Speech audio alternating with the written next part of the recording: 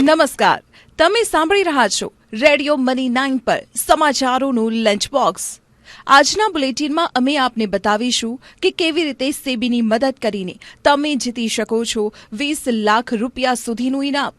કેટલો સસ્તો થયો ઇલેક્ટ્રિક સામાન। જો તમે પણ છો HDFCના ગ્રાહક તો તમારે કેમ રહેવું જોઈએ સાવધાન। આ સિવાય પણ બિઝનેસ અને ફાઇનાન્સ સાથે જોડાયેલા ઘણા સમાચારો છે અમારી પાસે। તો ચાલો ખોલીએ સમાચારોનું લંચ બોક્સ। વસૂલાત પ્રક્રિયા અંતર્ગત ડિફોલ્ટરની સંપત્તિઓ અંગે સાચી માહિતી આપનારાને મળશે 20 લાખ રૂપિયા સુધીનું ઇનામ। સેબી આપશે જાણકારી આપનારાને ઇનામ। વચગાળામાં અને અંતિમ એમ 2 તબક્કામાં મળશે આ ઇનામ। વચગાળાનું ઇનામ હશે સંપત્તિની કિંમતના 2.5 ગણા કે 5 લાખ રૂપિયા। આ બેમાંથી જે પણ ઓછું હશે તે મળશે। બાકી વસૂલાતના 10% કે 20 લાખ રૂપિયા સુધીનું હશે અંતિમ ઇનામ। આમાંથી જે ઓછું હશે તે મળશે।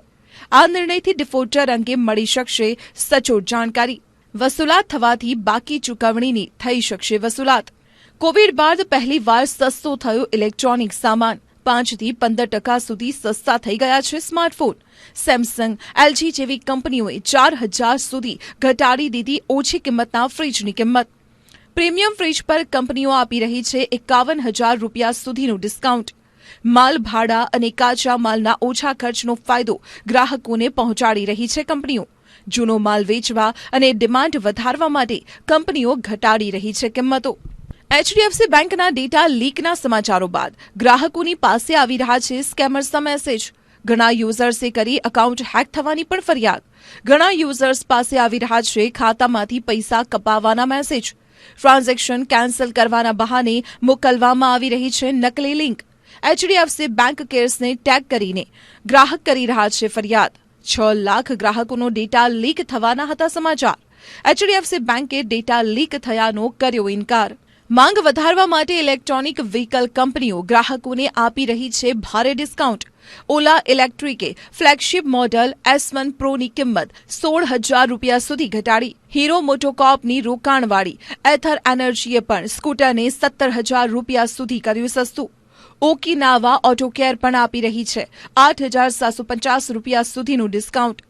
ડિમાન્ડ ઘટવાને કારણે વધતા ખર્ચ છતાં ડિસ્કાઉન્ટ આપવા માટે મજબૂર થઈ કંપનીઓ। રિલાયન્સ કન્ઝ્યુમર પ્રોડક્ટ્સ લિમિટેડે 50 વર્ષ જૂના સોફ્ટ ડ્રિંક કેમ્પા કોલાને કર્યું લોન્ચ।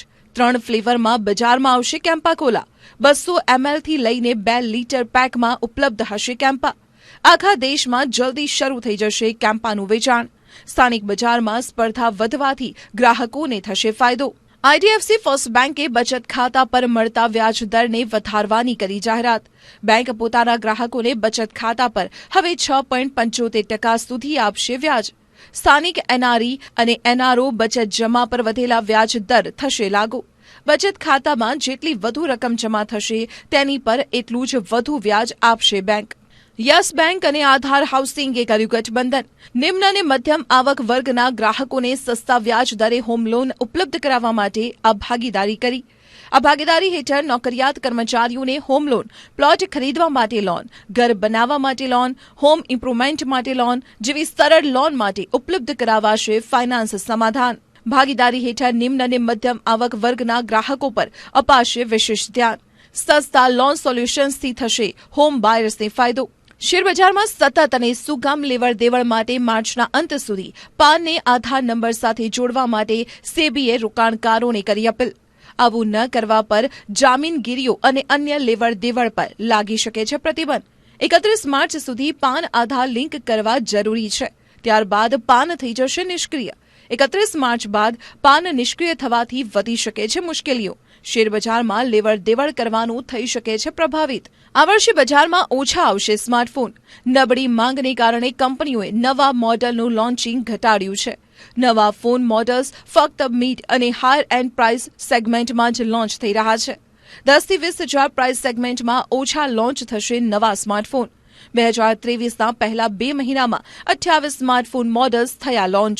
મર્સિડીઝ બેન્ઝની કાર્સ હવે થશે વધુ મોંઘી। ઘણી કાર મોડેલોની કિંમતોમાં 2 થી 12 લાખ રૂપિયા સુધીનો થશે વધારો।